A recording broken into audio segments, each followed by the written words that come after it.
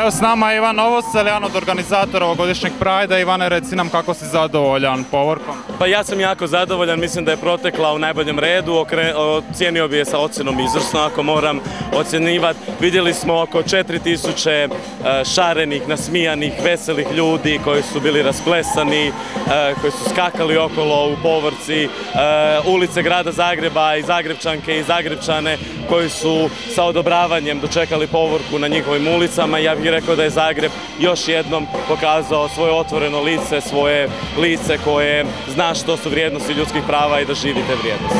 Što misliš zbog čega ove godine nije bilo apsolutno nijednog izgrada na ulicama? Znači gdje god da smo prolazili, nailazili smo na potpuno odobravanje od strane građana. Što misliš zašto je tome tako? Ili se promijenila nekako svijest naših sugrađana ili je jednostavno policijsko osiguranje bilo prejako da se usude? Pa mislim da je tu vrlo teško dati jednoobrazan odgovor. Dakle, mislim da tu je više faktora koji su bili ključni zbog čega je ova povorka bila na nivou na kojem je bila iz svih raznih aspekata. Trebamo im uzeti u obzir da je ovo već 11. Pride u Zagrebu. Trebamo uzeti u obzir da se osim zagrebačkog ove godine održao i drugi splitski Pride. Apsolutno da policija ima iskustva, pošto kažem, dakle, već 10 godina, više od 10 godina radi na osiguravanju Prajda. Druga stvar koji bi poentirao, dakle, da su građani grada Zagreba naučili sa vremenom biti otvoreniji, biti tolerantniji i biti solidarniji. Dakle, mislim da se ovdje prije svega radi o tome da su građani grada Zagreba naučili što to stvarno solidarnost jest. Zajedno sa nama. A reci mi, jeste li kao organizatori možda nezadovoljni što nije bilo toliko članova vlade na Prideu kao što je to bilo u Splitu? Mi smo na ovaj Pride pozvali sve građane i građanke Republike Hrvatske i cijeloga svijeta, dakle svatko tko je osjetio potrebu je mogao doći.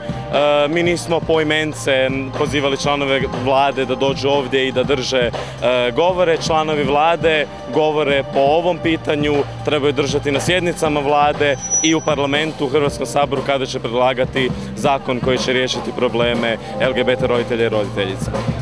Reci mi koliko je realno i koje promjene što se tiče onih problema na koje proglas Zagreb Pride ove godine upućuje, koja rješenja možda možemo očekivati već u idućih godinu dana prema tvojim nekim procjenama? Pa o tome je sada jako teško spekulirati, naprosto se u ovom trenutku institucionalno po pitanju zakona ne događa ništa, on nije niti napisan prijedlog, niti upućen u parlamentarnu proceduru. Mi smo čuli neke najave, prije svega od samoga premijera Milanovića, nakon toga od nekih drugih članova vlade i parlamentarnih zastupnika. Ja ne znam šta će biti točno unutra, pretpostavljam, pošto je takva bila procedura za neke ostale zakone, da će se oformiti neka radna grupa, da će se provesti javna rasprava. Ono što mogu sa više manjom sigurnošću tvrditi je to da ćemo mi tražiti punu jednakopravnost.